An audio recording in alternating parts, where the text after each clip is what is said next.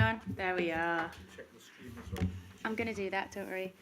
Good afternoon, everybody, and welcome to Northumberland County Hall. Thank you very much to Northumberland County Council, to Glenn Sanderson, the leader, and Helen Patterson, the Chief Executive, for hosting us for our Combined Authority meeting today.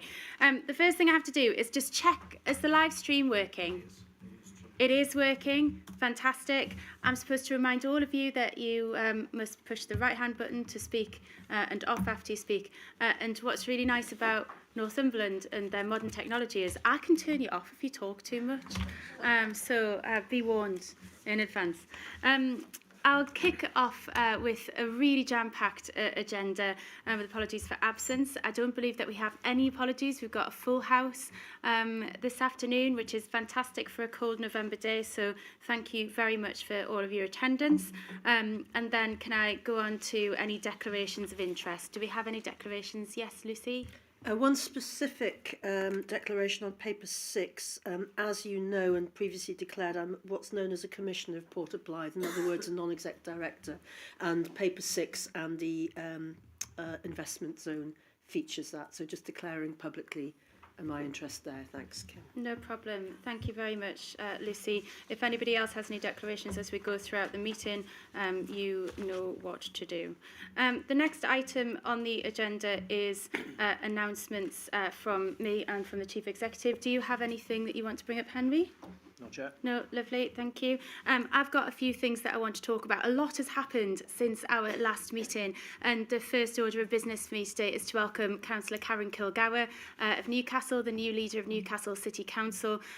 Welcome to the Combined Authority Cabinet. Congratulations on your appointment as the leader.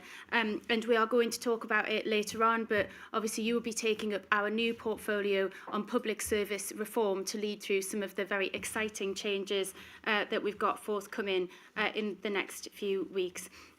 I think it's really clear that we are all combined in our joint endeavour to tackle child poverty and to create opportunity for everybody across the North East. That is our overarching aim as a combined authority. And so we're obviously joining Cabinet today quite shortly after hosting the region's first Child Poverty Summit in Sunderland. It was an absolutely brilliant event. We were joined by over 350 people who have a shared aim to end child poverty across our region. And what was really heartening about the day is that it wasn't about talking any longer. Of course, we acknowledge the significant challenges that we face as a region that has the highest level of child poverty in the country. But what that summit was about in Sunderland last week was about action. It was about delivery. It was about what we can do in our power, in our region, to make a difference. And I was really pleased that within that we were able to announce a £50 million partnership with the Department of Work and Pensions in order to deliver things differently, acknowledging that the way that we've delivered job centre services and back to work services just simply haven't worked, and too many people face a barrier, and devolution is the solution. So that rhymes. And so we will together look at how we remove the barriers that people face with their health to getting back into work, both mental and physical health, supporting those who suffer those challenges back into employment, but crucially doing the work that quite often stops too soon, then keeping them in employment. We're hoping to support 13,500 people in the coming years, and making a real difference to the people of our region, and crucially tackling poverty, because we know that the best way out of poverty is to support parents to earn a sufficient living. Also at that, we were able to announce that we will be fixing the transport fares at £1 for under 22s and delivering more of the poverty prevention work in schools, and delivering more baby boxes right across our region. So a huge thank you to everybody who made that event happen, for everyone who came, and for the support of Cabinet in helping us to move so very quickly as a combined authority and get us underway with that. More good news that we had today was that we've been announced as a national trailblazer for tackling economic inactivity. This is absolutely brilliantly complementary to the £50 million that we'll be investing in helping people with the health barriers to work. So that's a £10 million of devolution to local areas. Again, government putting their money where their mouth is and saying that local areas can do it better, and devolution is the way forward. That is coupled with 15 million into the NHS locally as well, so that we're joining up that system. And I'm really excited that we will be doing things the North East way, supporting people the way that they need to be supported in our region, rather than it being a centralised system, which we know just over the years has had good intentions but hasn't made the difference that we need to see. 25% of the people in our region are considered economically inactive. Now, we know that there are other barriers to face. We've already talked about things like childcare, and we know that a lot of those people, they're not economically inactive. They face barriers into work, so this will help us to break down those barriers. We're moving swiftly towards the devolution white paper. We had an announcement in the budget, which I was really pleased to welcome, that we will become, that as a trailblazer area, we'll get a single settlement from 26-27. That will come round before we know it, and that marks the start of us being treated like a Westminster department with more control over our own fate, without the siloed one-off pots of cash that we've received previously, moving towards more devolution of more services and a more holistic devolution deal that allows us to have more of a more control over our own future, and crucially to hand more control to the people of the region. So we really welcome that, and we're already underway, as you can imagine, with the work required to get started with that. And finally, in these announcements, we will talk about this a little bit further into the papers today.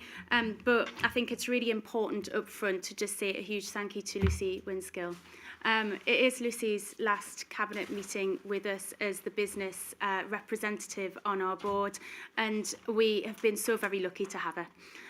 She's made the decision to step down from that position at the end of the year, and we will quickly start the work to try and get a new chair in place as we reform the business board to fit around the priorities of the cabinet and of the combined authority, creating opportunity across the region. But honestly, the transition from what was the LEP, where Lucy has served for a number of years now and made an untold contribution to the business community across the region, into the business board structure, just wouldn't have been possible without the joint work that we've done. I'm gutted to see you go, but also totally appreciate that it is time for us to take on that mantle and make that change. So, a huge thank you. And I know you'll want to say something. I don't know whether you want to do that now or later on in the agenda. Well, why don't I say it now? Go for it, while it's fresh. It has been absolutely fantastic. First serving as chair of the LEP for 4 years, and then these 6 to 9 months into transition. And I feel very proud to have been part of this, inaugural, the transition to this fantastic combined authority. I always knew the talent in the public sector. I always knew that because in my 40 years in business, I'd worked in close partnership with local authorities, but really getting under the skin of it as LEP chair and working here, you see the talent of our local authorities, and you see the talent that you have inherited from the organisations that have gone into NECA, and I have a high regard for all of those professionals. We might or might not be saying something about Janice a little later, but that she is an example of that quality of professionalism. I'm enormously proud that the business community was always championing devolution and sang from one hymn sheet that this is what we wanted. And I know that the business membership organisations and the wider sector is phenomenally excited about the opportunities. And all of the things that you care about, Kim, are things that business care about. So business will have a seat, I think, at the table, impacting on child poverty. These are things that businesses care about, and not just the big businesses we know so well, Greggs, the business, the breakfast clubs and so on, but smaller businesses too, Cavalier and there are others, all making great contributions. So I do see it as a partnership. Where the LEP worked particularly well, and the thing I'm proudest of chairing that board, was you could not tell the difference in that board between a local authority leader who was on the board or a private sector board member or the voluntary sector board member or higher education or further education, it glued together. And that is the way working that, you know, I commend to you for the future. I know it will happen because I've seen it happening, but that pulling together for wanting to do the best for the region was so apparent to me and made it such a joy and delight to work. So good luck. As you know, Kim, I'm not going very far away. I have some other roles which enables me to continue to support the work of NECA, but good luck and thank you. Thank you, and we've got a little bit of something for you, and we really appreciate it.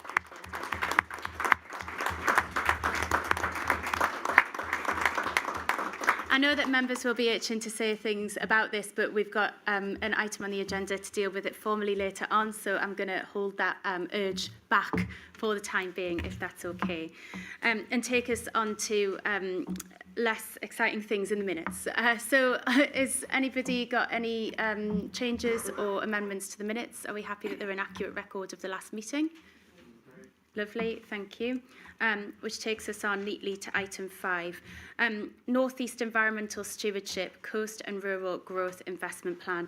This is a really exciting item for us. We are a combined authority that covers 7 local authorities, and unlike many of the other combined authorities, we are not entirely urban. We are a huge rural community, as well as 3 cities and numerous towns. We've got a beautiful coastline, and we've got a place that we need to protect and enhance at all costs, and some wonderful rural businesses that provide opportunity to so many, as well as giving us the sustainability that we need and security. This paper announces a £17 million investment in that rural investment plan, and I'm going to hand over to Glenn Sanderson, leader of Northumberland County Council, to present the report, please. Thank you. Thank you very much. It is very heartening to bring this paper at such an early stage of the combined authority, because it underlines the importance of all the ingredients of this paper, which are before you and run into many pages of detail, which I'm not going to go through now, but they are all there for your information. So I'm grateful to that. I'm grateful for the work that's been carried out by the officers concerned to help us to get to where we are today. I think the devolution deal, when we started talking about this 18 months ago, one of the key things that was an important driver for me, and I know others, was to ensure that it was not an urban, solely urban agreement. It would recognise the value and the joint partnership between urban and rural people, and that there should never be a division between them, but they should work together for the benefit of both. And so that is why this is such an important paper to bring. As well as the rural element to this paper, there is the environment and coastal and nature recovery elements as well, which I'll touch on very, very briefly. But what I would say is I feel a great responsibility here to be taking this paper today, as I think we all share in that great responsibility to move this combined authority forward in partnership and mutual respect, which I know exists deeply between us. And so that when we talk about child poverty, that's incredibly important. So is transport, so is growth. All of these matters are incredibly important. But the environment, if we leave that behind, or we don't make that an integral part of all that we do, we will be the poorer for it. So that is why I welcome and thank that joint approach that we are all taking to make the environment, nature recovery, our coastal areas, all very much part of what we're doing. If I could just briefly touch on the rural support one first. We're talking about £8.5 million to kickstart work around creating jobs, around supporting the rural businesses, rural people, communities, to boost rural growth, because the rurality can build upon the growth agenda that we are working on together, and do huge and powerful things to boost the combined authority. We're talking about encouraging and investing in rural diversification, small industry, and of course high quality food and drink that all of us can be part of in developing and promoting. On the environment, coastal and nature recovery, I would say straight away to anyone who is raising an eyebrow about the idea of us taking the environment as an integral part of everything we move forward. This will not be about us telling people what to do. This will not be that at all. It will be encouraging people to come with us and make the environment and all of those things that are incredibly important for our children and our children's children and way beyond as important as all the work that we do. So we won't be forcing, we won't be telling, we will be encouraging, we will be asking people to come with us. Already, leaders have, within their own councils, carried out tremendous initiatives. I read about them, and I've read them, and I've looked at the details, and they are incredibly good. So many things are happening across the area. This will help us bind together, share our initiatives, and share our knowledge. Biodiversity loss is something that's incredibly important for this country. We have a shameful record, frankly. And we come out very low in the world in terms of the loss of biodiversity. This is pointing fingers of blame at no one in particular, no industry, no particular part of this country, but it is there for us to fix. And we can fix it together. Whether it's a small pond in a urban park or whether it is a whole range of other matters that we can be dealing with, we can do it together. And we have a new board, an advisory board made up of incredibly important people who are advising us on this work and other work around the environment. So I'm very pleased about that. So to sum up, I'd like to just say thank you very much indeed for making this one of the first items of expenditure that we're talking about. I really am grateful for that, for the joined up and excellent work that we've seen already together on this, and the passion that we have about making sure that rural matters are as important as urban matters and how they can work together, and that the environment and all of those things that we touch and see and feel and enjoy will be boosted by our working together. We're talking about £17 million. That's marvellous, and we hope to be able, by levering in more money, to make that nearer 20 or 30 million over the next few years. Thank you very much, Mayor.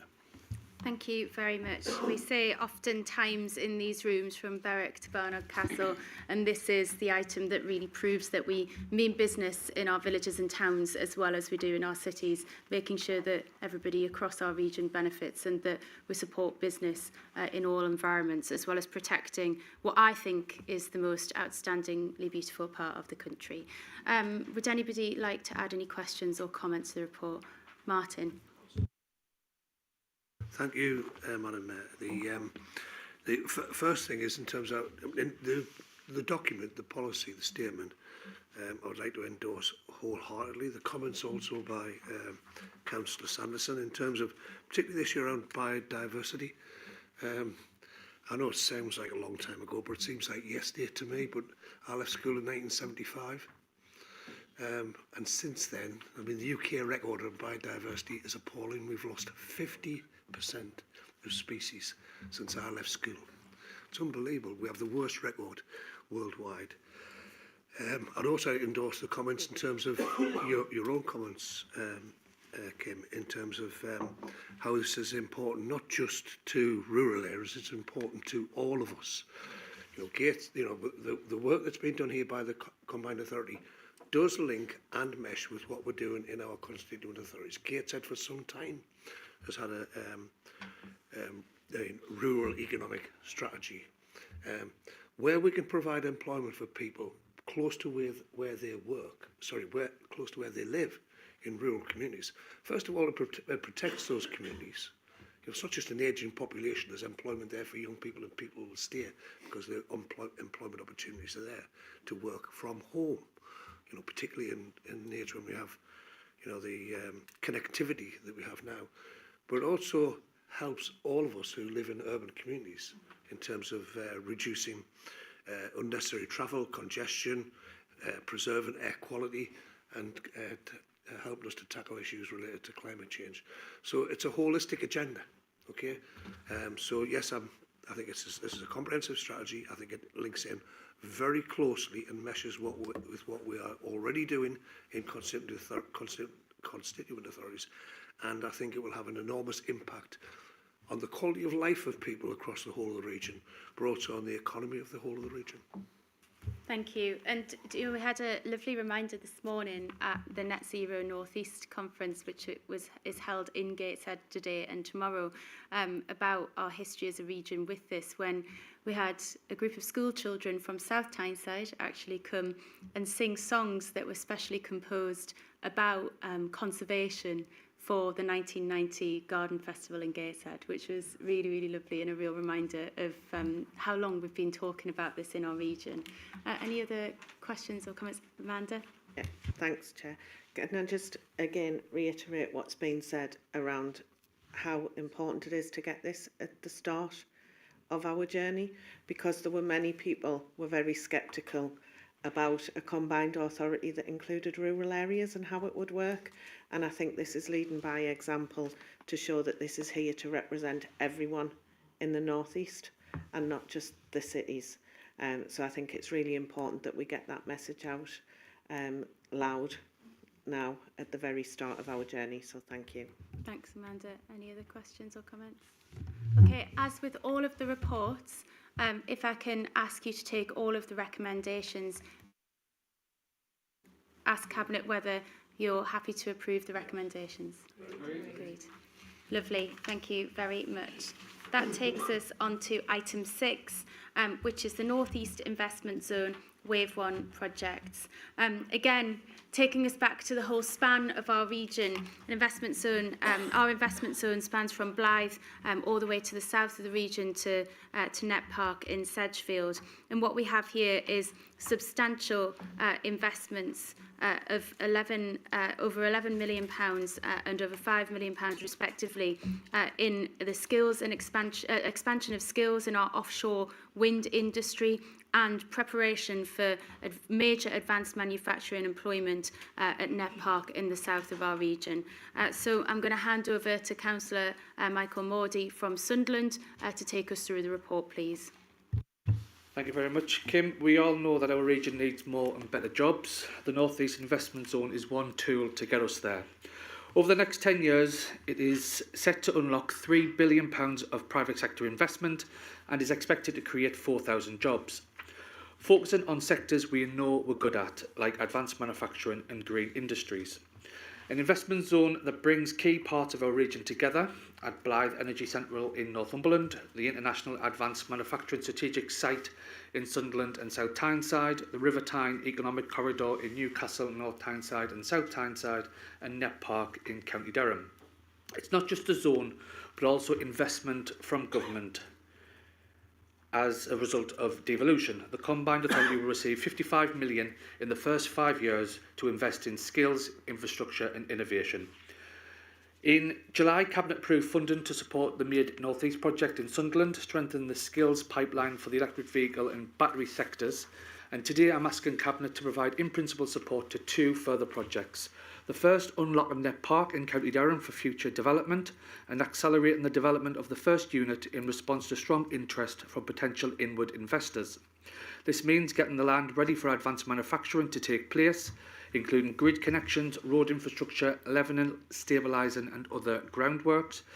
The investment is approximately 11.3 million and the benefits that will bring is potentially up to 250 new highly skilled jobs from inward investment, with more in the pipeline.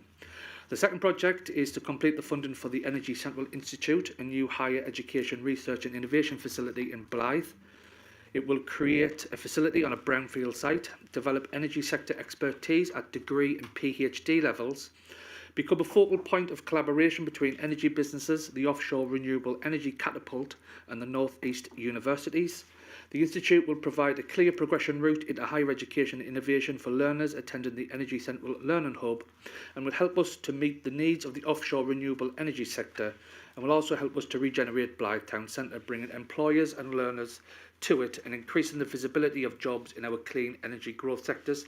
The investment in this is approximately £5.5 million and it will deliver specialist support to 90 businesses and 260 learners per year once it's up and fully up and running. Therefore, I'm delighted to ask Cabinet to provide in-principle support for these 2 brilliant projects. Thanks, Michael. It's really exciting because this is really what we're here for, creating that opportunity right across the region, creating jobs, building the skills that we need for the future. People will know that we are in the process of developing our growth plan, which will form part of government's national industrial strategy. And in that, these are bang on the sectors that we are wanting to draw out through our investment zone. As Michael says, we've already invested in battery manufacturing in Sunderland and across the region. And now this sees us, it sees us invest in advanced manufacturing, getting the region ready for the future, and the skills that we need in offshore wind, for which I think we can be the UK's home. So are there any other questions or comments on this report? Yeah. Oh, yes, sorry, Glenn. Yes. Well, I just think they're both really interesting and really actually sensational for the future of the Combined Authority area.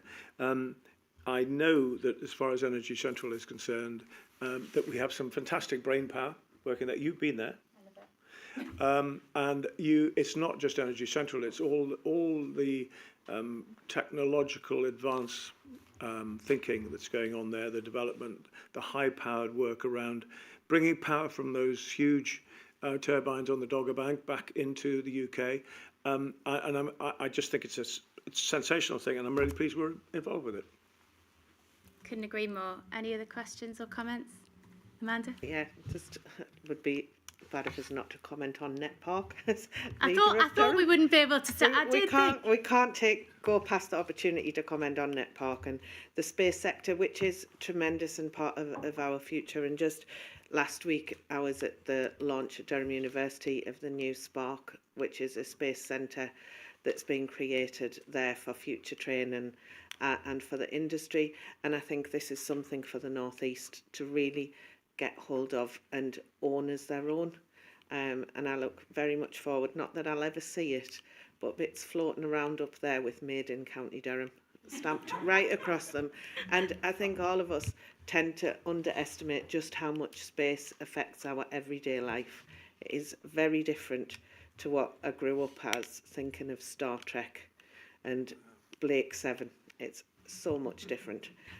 So I think this is fantastic, and again shows our ambition as a region of what we want for the people who we represent. So thank you. I don't think that we've made it a prerequisite for the investment that things say made in County Durham or made in Northumberland, but I'm considering whether it might be an option. Thank you very much. Can I ask Cabinet, as I said, to take all of the recommendations? Are we happy to approve this? Agreed. Thank you very much. Okay, item 7, and we're on to bus reform. This is a technical paper, but I'm going to do my best to make it as sexy as possible. We are well underway with our journey towards bringing our buses back under public control. We know that public transport isn't just about getting from A to B, it's the infrastructure of opportunity. And we know that there is a real public demand to improve services, to bring them back under public control so people can have a say in the routes and the fares of our buses as we start our process of integration and making sure that we're expanding a public transport network that can be the greenest in the UK. So, as I said, it is a technical paper. I'm going to hand over to Transport Lead Martin Gannon to take us through the particulars. Thank you. Thank you, Mayor McGuinness. See, you've taken all the sexy bits and left me with the technical bits. First of all, let's recognise that you were elected in May, and the very first decision you made, as part of the election, you pledged and committed to radically improving bus services in the region and bringing bus services back under public control and regulation. The first announcement you made after election was that you were going to do that in the very first cabinet meeting, and in July we agreed to start the legal process, which included the franchising scheme assessment. This is where we start getting technical.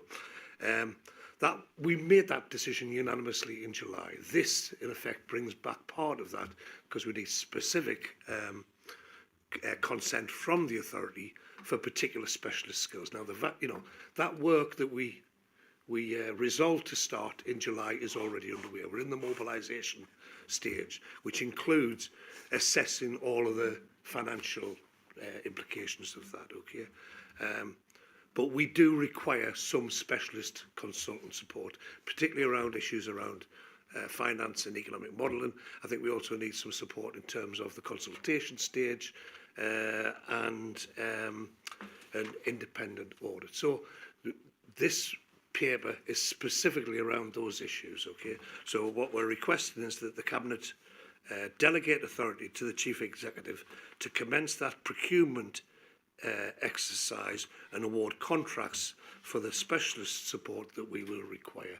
That will, as I say, this hasn't held up anything. The work is already underway, and the quicker we can engage this specialist support, it actually probably accelerates, because it will give us opportunities to explore acceleration options. So that is the purpose of the report, and I would recommend it to Cabinet. Lovely, thank you. Any questions or comments? No, lovely. Are we happy to approve that and get on with it? Fabulous, thank you very much. Item 8 is Devolved Adult Skills Fund and Skills Boot Camps. As we build a combined authority which is all about creating opportunity across the region, we need to make sure that we're building a skilled workforce to deliver the really ambitious objectives that we set out in our growth plan in all of the sectors that we know that we want to create jobs in, we want to see kids from across our region go into. And so this paper takes us through the next phase of the allocation of our £68 million adult education budget, including £18 million dedicated to boot camps that support people back into work and guarantee them an interview from employers. I'm going to hand over to Councillor Tracy Dixon, who will take us through the report. Thank you. Thank you, Mayor McGuinness. We know that helping people fulfil their potential is at the heart of our mission. One of our biggest tools is our Adult Skills Fund, worth around £68 million a year, one of our biggest funds and a core part of our devolution deal with government. So I want to do two things. One is I want to give you an update on how we're spending the £68 million, and another to give you an update on our skilled boot camps. So the Adult Skills Fund. Overall, 45 further education providers are being funded, and over 19,000 starts on courses to date. But we are tackling our disadvantaged. We are reaching to people who need the most help. Nearly half, 44% of enrolments are by residents in the top 10% of deprived wards in our region. More than 3/4, 76% of enrolments are from residents who are unemployed. More than half, 58% of enrolments are from residents with no or low qualifications. And 1/4, 25% of enrolments are from residents with a self-declared learning difficulty or disability. So basic skills are essential, such as a foundation to progress in learning, to progress in employment, and for being able to function successfully in society. So getting people to access English and maths, digital skills and education for speakers of other languages is one of our core tasks. So we look at a range of feedback to see if we're getting it right. One of these is a learner survey. We've had 900 responses to date. 97% report high levels of satisfaction with their overall experience of attending a course. 90% were happy or satisfied that the provision fits around their home to work schedules and needs. And these are encouraging results, but I know the skills team will not rest on their laurels. So Mayor McGuinness, I'll now touch up on boot camps, the skilled boot camps. So just a little reminder of what these are. These are free, flexible and short courses that help people develop the skills that local employers are looking for. For unemployed adults, in demand skills training and a guaranteed interview. And for those already in work, help to get higher skill jobs and higher wages over time. In the North East, we're funding skilled boot camps in digital, logistics, technical and engineering, construction, green skills, culture and creative. In the foundational economy, early years, adult care and hospitality. We have secured £17.9 million from the Department of Education to fund skilled boot camps for this financial year.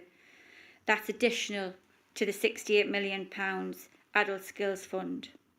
And so far, over 1,000 residents have started training. Nearly 2/3, 63%, who have completed their courses have been offered a job. And over 200 employers have engaged, either designing or co-delivering courses, offering job vacancies or co-funding existing employees. So our next steps, Mayor McGuinness, the skills team will continue to gather insight and intelligence on the impact and the outcome related to the devolved ASF and Skill Bootcamp programmes throughout this first transitional year. We are committed to ensuring this investment is responsive to skills demand across our region and ensuring flexibility in terms of redistributing the funds where appropriate to meet the needs of our residents and our businesses. We have made some excellent progress, so let's keep up the good work. So, Mayor McGuinness, there is some recommendations there, and they are to note the progress that has been made on the mobilisation of the devolved Adult Skills Fund from the 1st of August 2024 and the North East Combined Authority Skills Bootcamp programme from the 1st of June 2024, and delegate authority to the Chief Executive in consultation with the Chief Finance Officer and Cabinet Member for Education, Inclusion and Skills to approve any subsequent arrangements, including procurement activities and funding allocations related to the delivery of the Adult Skills Programme as set out in the report. Thank you, Mayor McGuinness. Thank you very much. And it really is that these are some outstanding early results as we seek to change the way that we deliver skills across the region to be responsive to those growth sectors, responsive to supporting people that need them the most to get back into work, and supporting ambition across our region to create that opportunity that we know that everybody really needs. Is there any other questions or comments from members of the Cabinet? Karen? Thank you, Chair. It was just to commend Councillor Dixon and the officer team who've worked on this. I think the range of courses that we provide, that we're funding, I think the fact that so many of them are co-designed with business is testament to the work that we're doing right across the Combined Authority. We know that there are skills gaps that we're helping to support.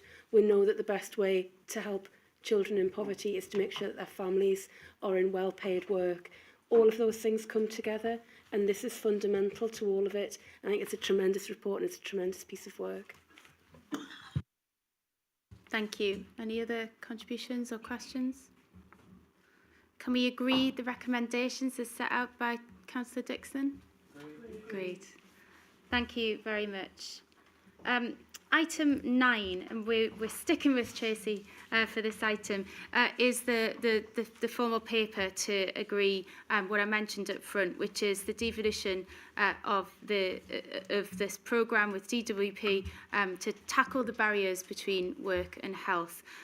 We have worked together with them to agree that they'll devolve £50 million to support us, to support people with physical and mental health problems back into work, and crucially to do what is often not really done, but stick with those people and support them to stay in work long term.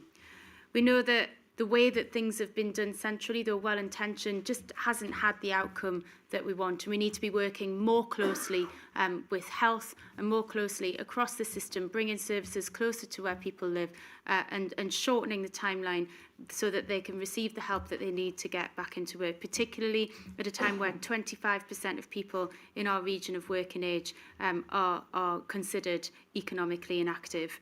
We've already started the work through other streams, such as bringing our childcare grant forward to support the barriers that creates to tackle to people getting into work and staying in work. And this is the next phase of that, supporting people who find themselves unable to work because of their physical and mental health. Over the coming years, we hope to support 13,500 people back into work, although I think that that's quite modest, and if we get this right, we'll be able to support many, many more than that. It is a real step forward for devolution. It is a real sign of doing things differently, an acknowledgement that the job centre model that we've had before just hasn't given the support needed for people who are stuck in this cycle of ill health and economic inactivity. And so we hope that by doing things differently, by bringing devolution of these services to our region, we'll be able to make a difference and give access to opportunity. So over to you, Councillor Dixon, to take us through the report, please. Yes, thank you, Mayor McGuinness. As you know, we have just been talking about skills and how important they are to people's lives and livelihood. But if we want to build a vibrant economy that leaves no one behind, we have to do more. We have to tackle persistent inactivity. First, more positive news. The North Eastern employment rate, currently at 4.8%, around about 60,000 working age people, has fallen over the past decade. But inactivity is there. People who are not working and who are not looking for work is higher than the average in England. 1/4, 25.2% of our working age population is inactive. That's 309,300 people. There is also a clear gender divide. Women are more likely to be inactive than men, 28.1% to 22.2%. That's over 174,000 women and over 134,000 men are inactive. And the picture across our 7 local authority areas varies. South Tyneside has the highest rate, 31%, and County Durham has the lowest at 23%. One of the main reasons for inactivity is long-term sickness, 1/3 of the total. And amongst the long-term sick is the most prevalent conditions is depression, bad nerves and anxiety. So what can we do about it? We've launched a new programme called Connect to Work. This programme is for people with disabilities, health conditions and additional barriers to work. Voluntary and not mandatory. Carrot, not stick. £50 million for this programme has been granted by the DFE and pensions for the next 3 to 4 years. A new type of activity for those of us as a combined authority. Our aim is that we'll have 13,500 people helped into work or helped to remain in work, and hopefully the first step towards a more devolved employment support.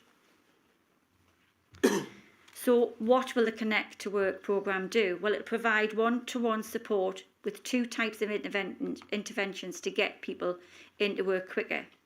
An individual placement and support, integrates employment support for primary and secondary health services, and secondly, local supported employment, intensive support for those with multiple barriers from an employment specialist. One key difference between this approach and other employability programmes One key difference between this approach and other employability programmes we've delivered so far. Ongoing intensive support which will be provided to the individual to help them remain in their job, very much based on the individual's needs and working hand in hand with the employer. The DWP will fund this programme and will be responsible for the designing and commissioning of this new service. And we aim to receive the first referrals in June or July next year. Although this is a new programme for us, there is plenty of examples of similar types of programmes where this approach has been successful. Two secondary mental health trusts, Cumbria, Northumberland, Tyne and Wear NHS Foundation Trust and Tees ESC and Wear Valley Foundation Trust deliver this type of integrated support. But they can only support individuals diagnosed with severe mental health needs. Some of the local authorities provide individual placement support, but at the moment, only these individuals with diagnosis, substance misuse and illnesses can actually access this. Locally supported employment was delivered by local authorities in the past, but most have now stopped due to funding cuts. Newcastle, North Tyneside and Gateshead currently provide a limited service. However, Durham County Council provide and contracted by the DWP to this type of activity, and we want to continue with this service. So it is worth saying that local authorities have and will continue to be involved in the development of this programme.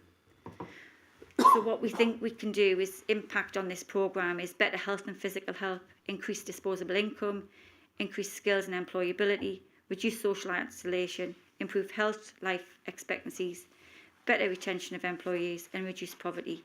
So, Madam Mayor, I recommend this Cabinet report to approve this programme. Thank you very much. It is honestly, this is transformative work, and it's the sort of thing that we've really wanted government to start to think about for a really, really long time. To see this shift in mindset and, you know, the desire to devolve these crucial services into our region is really positive news. Are there any questions or comments for the report, Lucy? I very much welcome this. This is another example of something I referred to earlier, the importance of us, the combined authority, using these funds and this opportunity to work with business, because it will be the businesses that need support as well, to understand how they overcome the barriers that have been in place to take on a different type of employee and to keep that employee in work for a longer time. So that is a piece of partnership working, and that is an understanding of one another. And so we'll have to be patient and understanding on both sides, but very welcome if the business community can be encouraged and supported to understand this fantastic opportunity that is being presented to them, because businesses want their workforce to look different, sound different and feel different as well. Absolutely. Thank you very much. Any other questions or comments? Lovely. I note that one of these recommendations is to authorise the Director of Finance to accept the £50 million from the DWP. I think we'll agree that one. So if we can agree all of these recommendations, that would be brilliant. Agreed? Thank you very much. Lovely. Item 10, again, this is a paper that I'm really excited to see coming forward. Early delivery priorities for culture, creativity, tourism and sport in the North East.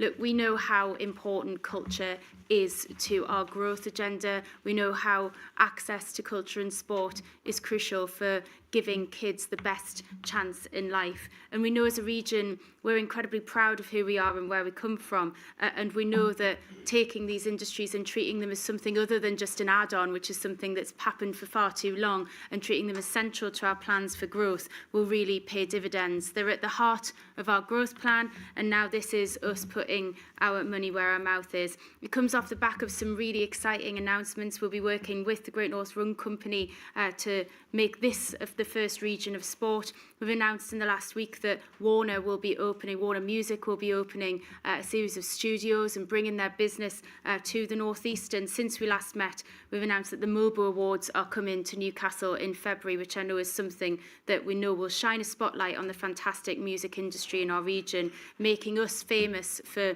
music once again, putting it at the heart of our plans. This is all about the investment in that long-term event strategy, bringing our destination marketing and inward investment together to create growth. It includes £2 million for our long-term plan for events and £500,000 for the Rugby World Cup next year. And I'm going to hand over to our Cabinet Lead, Amanda Hopgood, to take us through this really exciting paper. Thank you. Thanks, Mayor. Can I just put on record thanks to Mark Adamson from the Combined Authority and Alison Clark from Durham County Council, who've worked tirelessly on this report and with the board to get us where we are. So this Cabinet paper sets out the first steps for the Combined Authority in developing a strategic approach to the regional visitor economy, events and place promotion, and represents initial activity to implement the priorities that were approved by this Cabinet in July 2024. It's very much set within the context of ongoing work supporting the wider development of priorities and opportunities for our culture, creative and heritage sectors in the region. The proposals capitalise on the values and opportunities that are unique and specific to this portfolio, with targeted outcomes including strengthening our regional identity, helping to raise pride, belonging and aspiration across the region, and connecting residents and visitors to powerful and authentic experiences and participation across culture, sport and physical activity.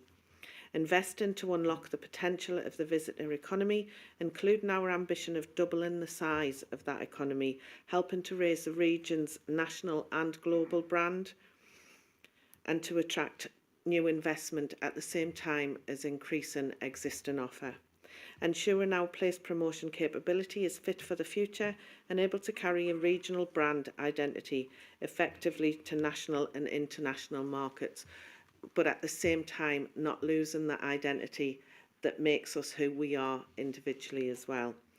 Our region is unrivalled in its diversity, with exceptional built and natural assets and a strong visitor and cultural economy, with genuine competitive and comparative advantages covering cities, coasts and countryside. The devolution deals, the Emerging Growth Plan and the Mayor's Manifesto set out that the visitor economy and our cultural and creative economy are expected to be a source of large-scale jobs growth in the future. So the key points with which more detail can be seen in the report, you'll be pleased to know I'm not going to read them out, are regional events, the visitor economy, region of sport, creative industries growth, and a North East culture, creative tourism, sport and heritage blueprint. And more detail on each of those can be found in the context of the report. So in summary, the paper proposes the development of a 10-year regional events strategy, funding to support immediate priority events, including the development of proposals to set out how the region can build on the existing destination development partnership pilot, funding to support the delivery of the inaugural match of the Women's Rugby World Cup 2025 in Sunderland, which we know will be live on national TV, and if that's not a good enough reason to do it to promote what we've got on offer, I can't think of many others that would be. And a wider commitment to test the region of sports concept and to start to develop a North East culture, creative tourism, sport and heritage blueprint. So with that, Chair, I move the recommendations as tabled. Thank you very much. A canter through this report gives you an awful lot to be proud of, doesn't it? And you know, I don't need to articulate to this room just how proud we are and how strong we know the potential of brand North East really is when we come together. And this does really represent a proper coming together of our region to say, do you know what, we're stronger when we hunt as a pack, when we prepare those events together and when we deliver as a region. Really pleased with the report. Are there any other questions or comments? Martin? Thank you, Mayor McGuinness.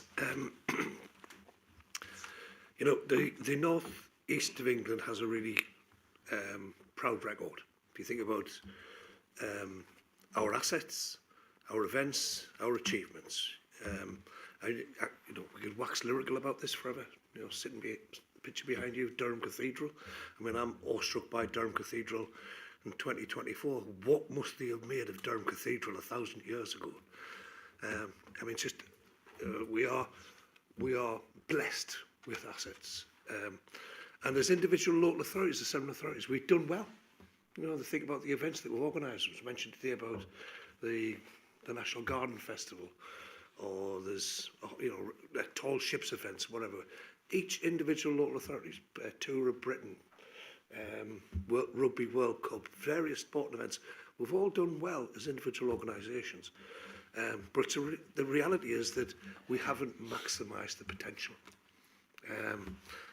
You know, the enormous economic impact of those events and those assets needs to be pulled together, and we can do so much more.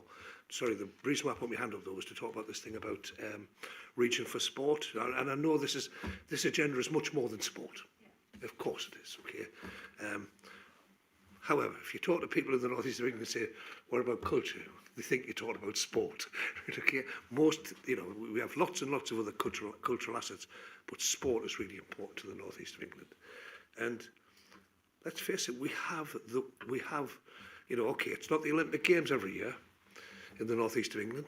It's not the World Cup in the North East of England every year, but we have the next best thing, the Great North Run.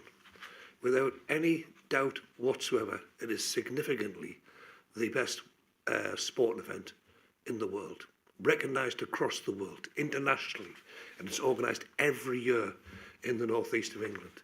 You know, you can't get a hotel space in the North East of England 12 months in advance of the Great North Run. You know, people from all over the country, all over the world, come to the Great North Run. So we have an enormous reputation of being able to organise these sorts of events. I'm just really excited by what's been proposed here in terms of making us a region for sport. I was enormously disappointed a few years ago when we were on the brink of making a bid for hosting the European Games in the North East of England in Gateshead. We had support across the spectrum, you know, from we met with the European Athletics Organisation and World Athletics. We met with UK Sport, Sport England, DCMS, and ultimately the previous government failed to give us support to make a bid. Now you think about something like that, the European Games, a global audience of 1 billion, 1,700 hours of live television coverage, a fortnight of world sporting excellence, and yet the previous government wouldn't make an investment of £25 million in the North East of England to make that happen. Let's make things like that happen in the future. And I think it's really crucial that we recognise that, you know, through those major events, whether they're sport or music, it's all about, you know, if you can see it, you can be it, and putting those events right under the noses of the young people growing up here. We've had some really exceptional sporting stars, you know, come back from the Olympics. Kieran Riley from Gateshead showing off his skills in the BMXing, something that we all got unbelievably hooked on. Jill Scott, who was obviously one of the leading lionesses coming from Sunderland. We've got some great talent, and those events have to showcase that. But it also has to be from the grassroots up, making sure that, you know, a region of sport really means, yes, those big events, but it also means the opportunity to participate for kids right across our region. And hopefully it will mean more participatory events for myself and the Cabinet to participate in and show our sporting prowess or otherwise. Any other questions or comments, Michael? Thanks, Kim. Just to add a few words from my behalf, I think this is one of the most exciting reports I've seen come through. It's something that will galvanise all parts of the region, and Councillor Gannon's talked about the love of football in the region. I just think hopefully next year we'll have the football pinnacle match back as Sunderland play Newcastle back in the Premier League next season. But the main reason I wanted to speak was about the funding for the Rugby World Cup that will be held in Sunderland on the 22nd of August next year. This is an opportunity not just to showcase Sunderland but the North East to a global audience, and it just shows our ambition.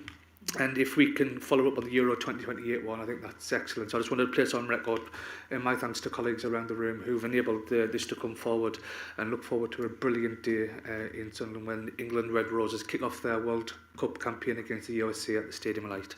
Thanks, Chair. Thanks, Michael. Any other... Norma, are you ready? Thank you, Chair. I would just like to say that how delighted I am to see this report. Our region is much more than flat caps and pigeon fancies, to be quite honest. The talent out there is amazing. Our architecture is wonderful. The talent in our young people is amazing too. But now we'll be able to give them the opportunities to grow and develop, but also to showcase our area at a very high standard, which without this money we couldn't do that. But I want to remind you all, to be quite honest, as I can, right? This has been a long journey, and I read this agenda today. How exciting is it not? Think of the opportunities that you brought by coming together as 7 local authorities. This has been a long toil to get here, to be quite honest. But by Jove, if we can deliver this, we can stand tall. But what's more important, what will it do for the people we serve? It is amazing. So I'd support everything today. It is exciting. It's a whole new world. And thanks, because that journey wasn't easy, I'm going to tell you. It was at times extremely difficult. But we're here and the opportunities are amazing. Thank you very much, Chair. Thank you, Norma. I don't think anyone can say it better than that, so I'm cutting us off and asking whether we're approving the recommendations. We agreed? Thank you very much. Really, really exciting. So item 11 is the equally exciting budget and corporate plan. But all joking aside, it really is, because this is the backbone of how we're going to deliver all of these really ambitious programmes that we've committed to, all of the fantastic work that's already gone into creating the portfolio plans that will deliver for the people of the region. It's how we will deliver the manifesto that people voted on, the mandate that we have to make this the home of opportunity is all in that corporate plan, which you'll see the draft of in the report here. Obviously, it's really crucial that we will consult on this plan, and we're not in the business of tick box consultation around this table. It has to be meaningful. It has to be a real conversation with the people of the region about what it is that they want to see. But I want to say a big thank you to everybody around this table and across the Combined Authority for the work that's gone into getting us to this stage so very quickly, so that we're able to determine the programme of work that will, as I say, create opportunity, reduce poverty, and make this region what it truly can be in the coming years. This will deliver on our plans and it will also decide the budget envelope. So I'm going to go first of all to Chief Executive Henry Kippen and then to Janice, Director of Finance, to take us through these reports. Thank you. Thank you, Chair. So first of all, the corporate plan, which you can see on page 114, there's an appendix there that looks nice and glossy and well designed. It brings to life really what the Mayor's just said in terms of her manifesto, the devolution deal, the Trailblazer deal, and that collective ambition of the Mayor and Cabinet. So it starts to put on the page those outcomes that we've pledged to deliver, and it starts to align them around the indicative outcomes of our growth plan too. So you can see the agenda really coming together, starting to be really nicely aligned as we get into really robust delivery of some of the priorities that you've already talked about today as a Cabinet. It also sets out some of the immediate priorities, and we will refresh this every year, so you'll have a sense not only of the 2, 3, 4 year programme, which of course aligns with the mayoral term, but those priorities year on year, so you can be certain of the delivery against those things that you have agreed, and it sets those out, I think, in a clear and understandable way. As the Mayor said, we will test that out and make sure that we improve as we go.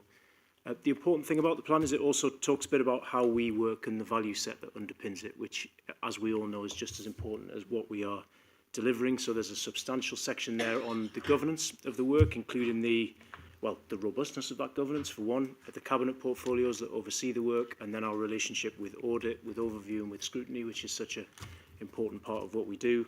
There's a couple of pages on resources and budget, which Janice will go into in more detail, but is set out in a really visible way there, so you can see the incomings, the outgoings, and actually the investment coming into the region being used to deliver, which is really, really important, I know, to the whole Cabinet. And then there's a couple of pages on people and equalities and the way in which we both treat our people within the Combined Authority and the values that we stand for out there in the world. And we know that one needs to reflect the other always. That's really important to us as a team. So I hope that makes some sense and feels clear and understandable to people.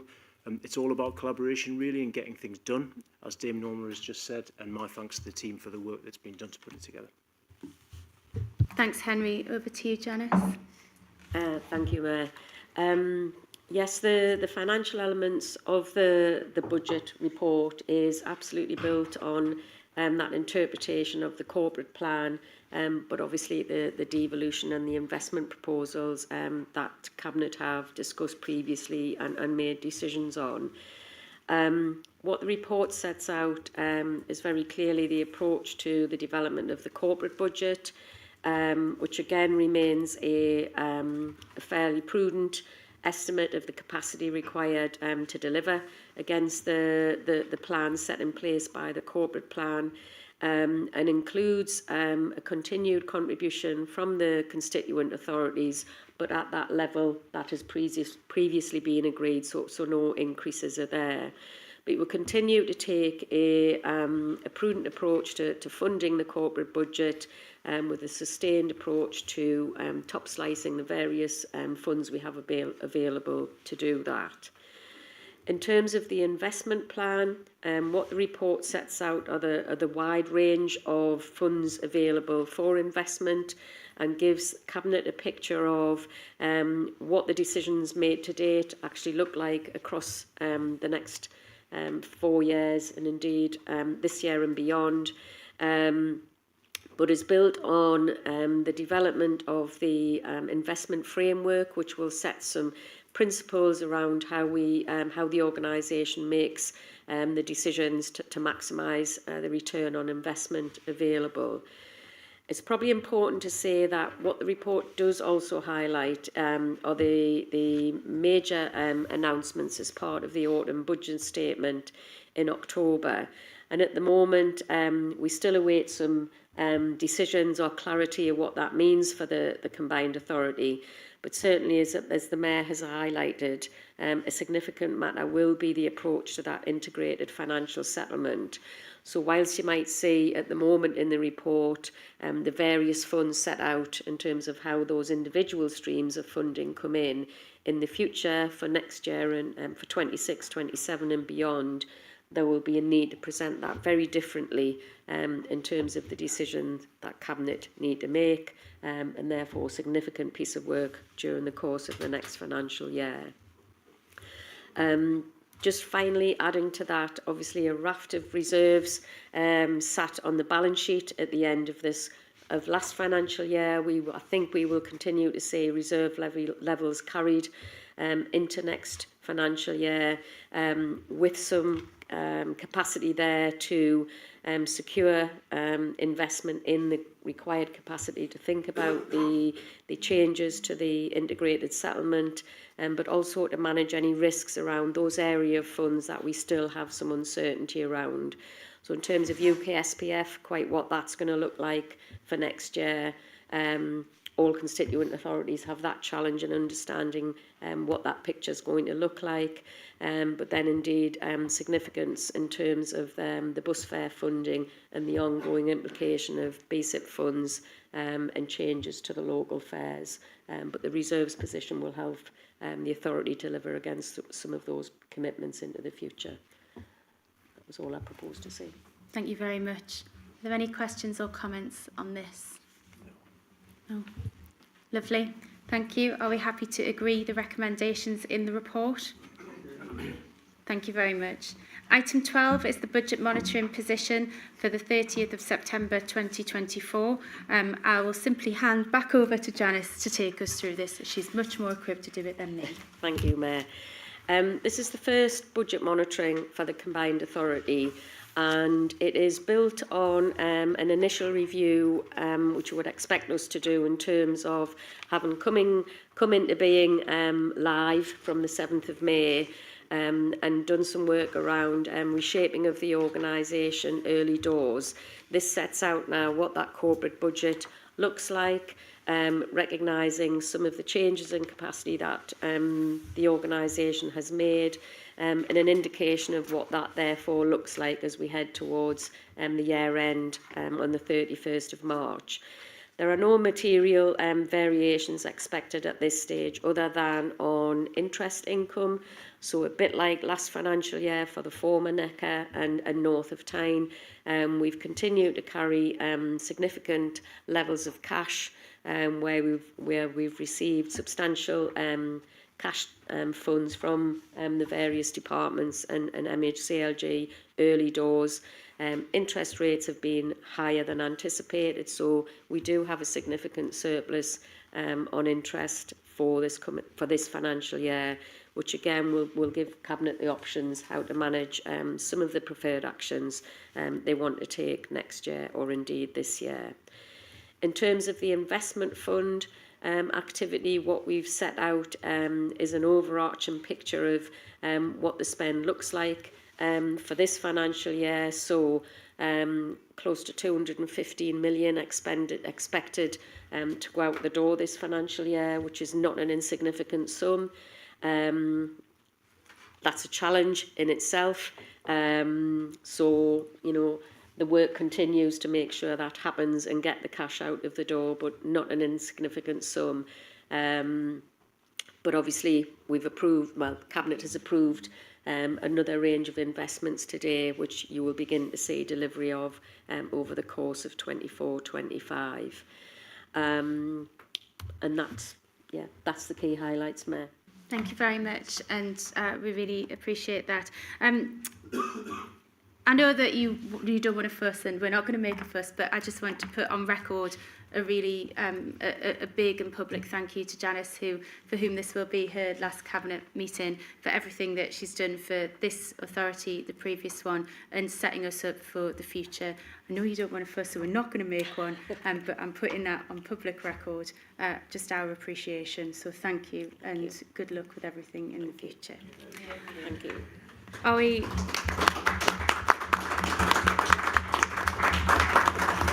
Right, well, now that I've defied her wishes, are we happy to agree the report? Thank you. Lovely. And item 13 is a governance update on Cabinet Portfolio Advisory and Advisory Board appointments. As I mentioned up front in the announcements, we are seeing some change to the Business Board.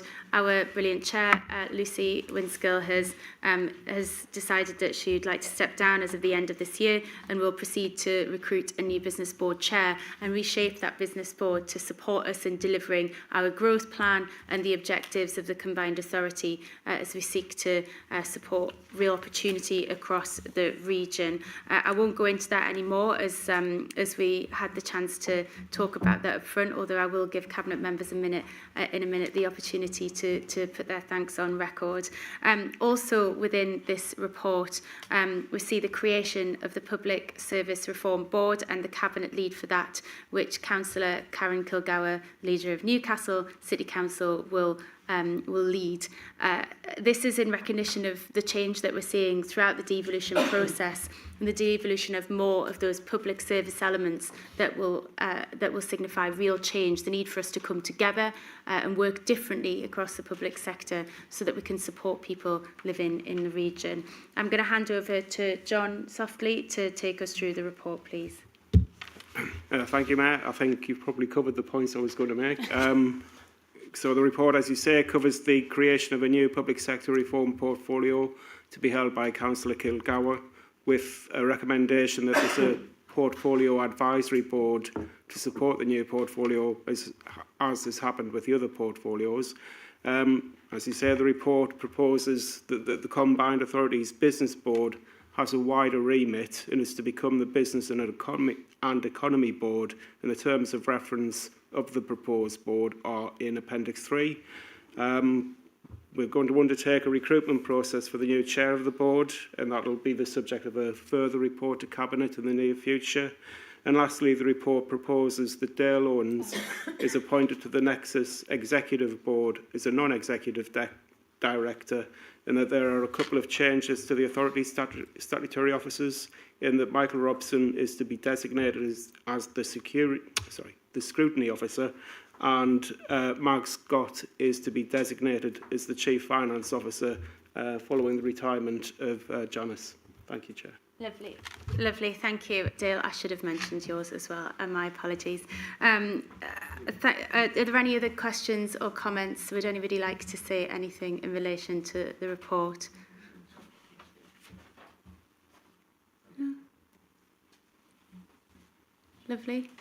Well, I'll just take the opportunity once again to put our formal thanks on record to Lucy for everything that you've done in transition, in getting the devolution deal in the first place, and the support of business and the change that we made. Karen, I don't know whether you want to say anything about your new portfolio at all. Not to put you on the spot. Not to put me on the spot in the slightest, no, thank you, Chair. No, I think it's a really exciting opportunity. It feels a bit nebulous, doesn't it, when we talk about public sector reform, and I don't think anybody's entirely 100% clear what that actually means. But that's what makes it exciting, because we can make it our own, I think, and there are so many opportunities coming up, and the opportunities to do things differently. We've already talked about one of them with the devolution of DWP and working with them to deliver the services that our residents need.